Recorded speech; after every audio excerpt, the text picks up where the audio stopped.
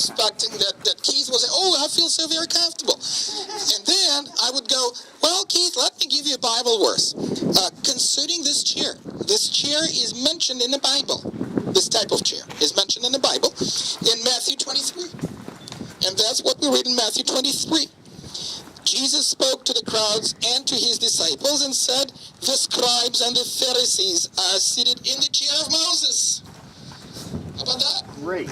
Okay, so this is a special place for the Pharisees. Thank you. And that will make you Keith Pharisee. However, wait. Well, is it a compliment? Is it a good thing to be a Pharisee? Or is it a bad thing to be a Pharisee? Good thing. In their Okay, all right. Now, okay, all right. Let's go a little deeper. The word Pharisee, what it means? What is the meaning of the word Pharisee? Separate one. Separate. leader or priest. It's not leader. It's not a hypocrite either. Separate. No. It's a Hebrew word for someone who interprets or comments.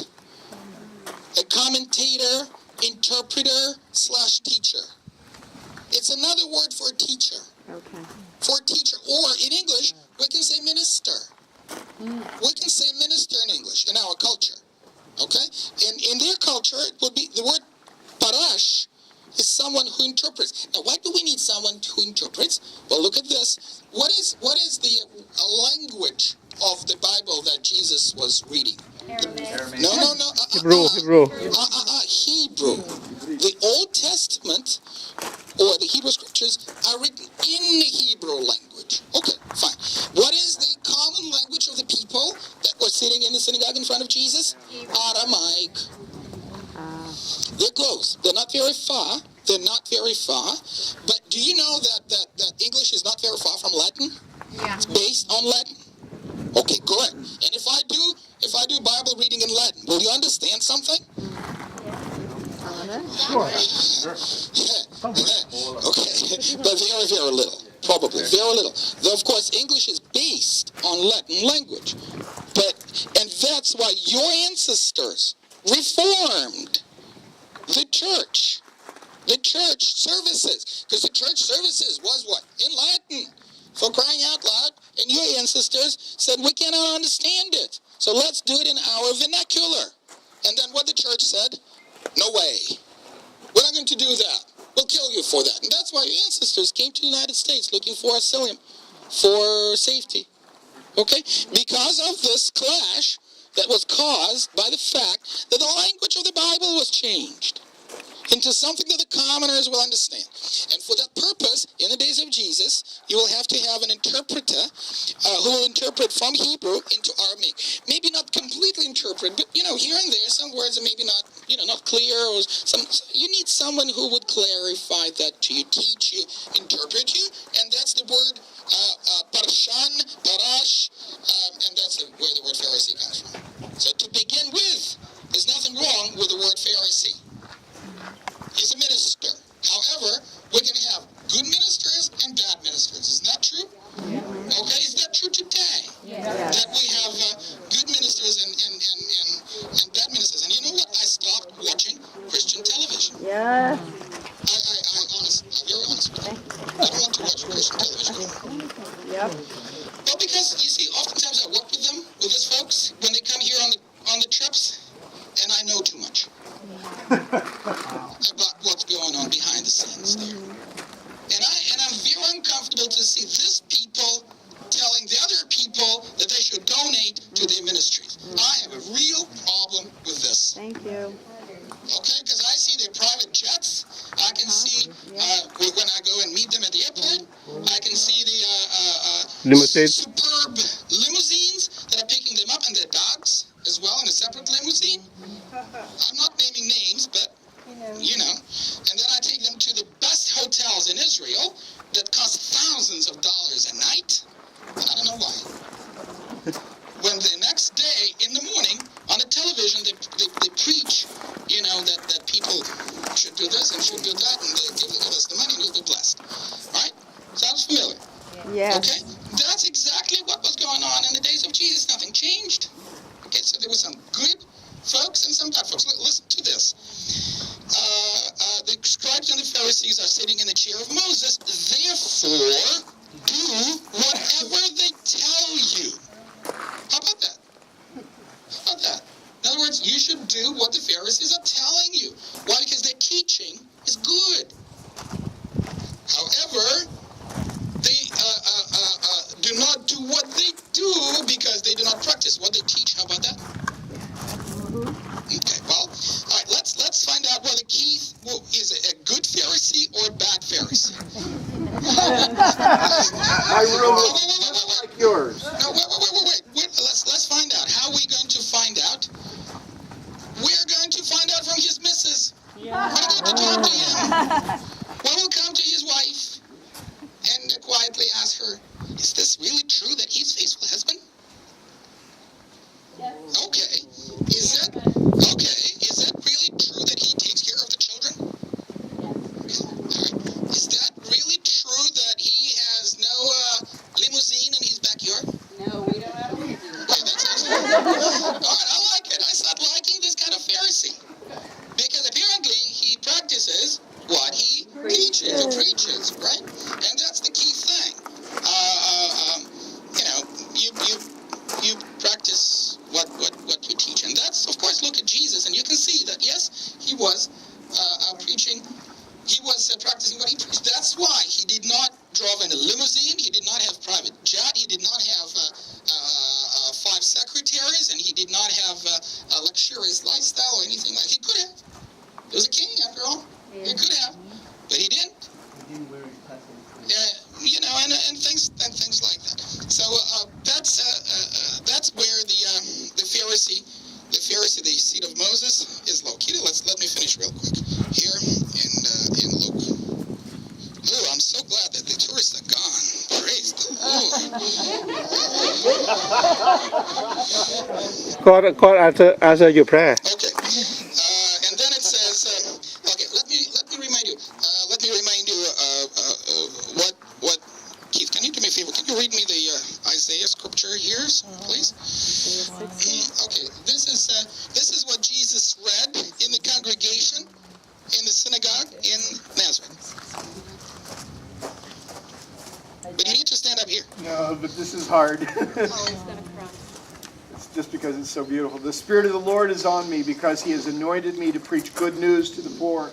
He has sent me to proclaim freedom to the captives and to recover the sight of the blind and to set the oppressed free, to proclaim the year of the Lord's favor. And then it was silence. Everybody's silent for a moment. They're all looking at Jesus. And then Jesus said, Keith, what did he say later on? Wait, hold on. Today. In red. He hands it to a colorblind person and says red. I know it says today this is fulfilled in your In your hearing. In your hearing. in your hearing, yes. Now, is it good news or is it bad news, what you've just heard? Good news. Good news. And today it's been fulfilled in your hearing. Isn't that so exciting? Praise the Lord. Everybody's happy. Everybody's praising. And everybody's very happy. Keith, let me continue here. Thank you, sir. I didn't know you were colorblind. I'm sorry about that. It's okay. It's okay. Okay. And then he said, isn't that Joseph's son? I mean, this guy that brings the good news, and then we know him. You know what? My kids played with him. And you know what? He fixed a cupboard in my kitchen. And a chair is in my dining room. He's a good guy. He's from our village. He's one of ours. This is so good.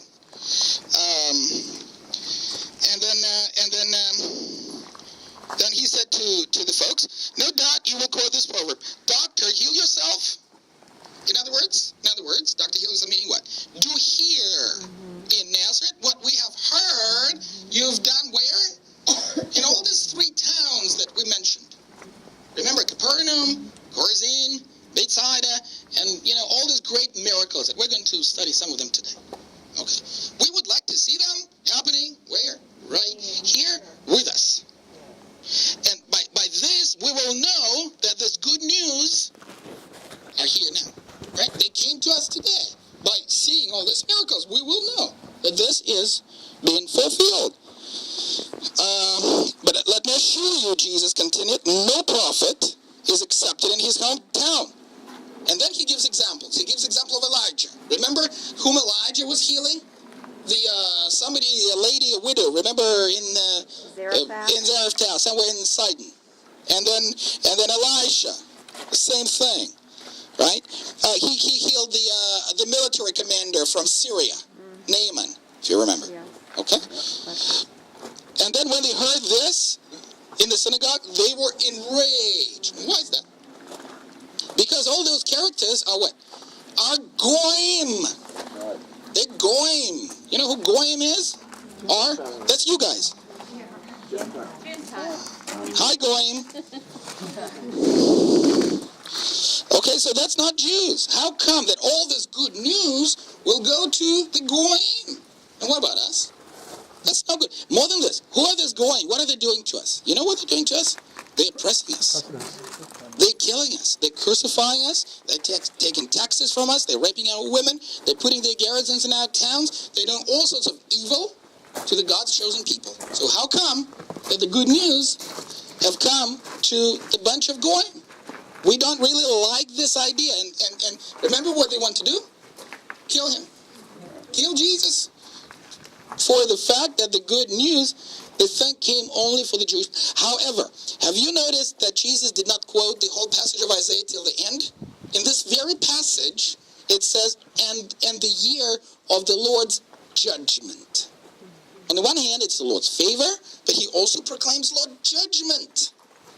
Okay, they were happy because he did not quote anything about the judgment, but the good things only. So in other words, he will bring the good news to the Jews, but no judgment. Isn't that cool? But the good news cannot go to the Gentiles. That's impossible. Mission impossible. All right? And so here we are. I think it's such a tremendous thing to see how a Jewish rabbi will bring forth this good news not only to the Jews but also to the Gentiles. This is a great miracle, friends. The fact that you belong to the kingdom of God today is a great miracle, contrary to where you were destined. Okay, and praise the Lord for that. Yeah, absolutely, praise the Lord for that. However, today we oftentimes ask another question. A Jewish person who becomes a follower of the rules of the kingdom led by Jesus Christ, does he remain a Jew or he becomes an American? What do you think? Jew. Because I have numerous conversations with my Russian Orthodox friends, and they said, no, you become Russian Orthodox. Because that's what Jesus was. You guys didn't know that? Yeah. He was Russian. Yes, when he converted, well, he was Jewish first, right? He was born Jewish, fine. Okay. But then when he was baptized by John the Baptist, John was the Baptist, but Jesus became Russian Orthodox. And you all have to do the same thing if you want to be the followers of Jesus Christ. You have to become Russian Orthodox. No, well, the word Orthodox, anybody knows what that is? The true worship, the true way. It's the right way, because you guys all got it wrong. Okay, but they have it right, and so you become a Russian Orthodox. You're not Jew anymore, and Jesus stopped being Jewish. Sure, and he, continued in Russian Orthodoxy somehow.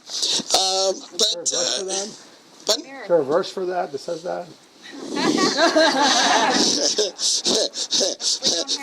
Well, there's a Russian version. That's right. That's a Russian version. In the book of Mickey. See, that's. I thought that studying the synagogue setting can help you to relate to what Jesus was preaching much better than just do this in a classroom, because you have those elements right here. This is where Jesus stood. This is where the scrolls of the Bible were given to him. This is where he sat down. This is where people were located. This is Jerusalem direction. See, all that gives you such a great background to understand what was going on. All right, and that. Did he face the audience, or did he? The congregation. No, the congregation. No, you face the congregation. That's what you do. They face the. Well, in this case, it's not east.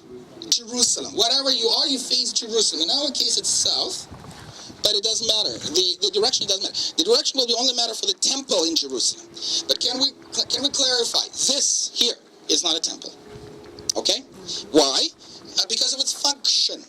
What is the function of the temple in the days of Jesus? Sacrifice. Sacrifice, friends, sacrifice. That's why you do sacrifice. Do you do the sacrifice in the synagogue? No. Never. God forbid, never. Why is that?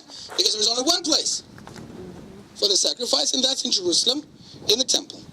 And since there is no temple, the temple was destroyed 70 AD, guess what? No sacrifices anymore for 2,000 years. Okay.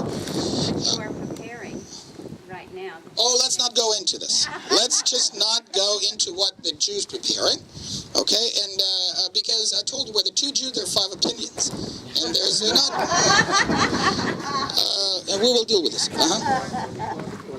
Yesterday, it was really great when we went through the tour of the Nazarene village, and I actually heard of a miracle, not a miracle, which is right now.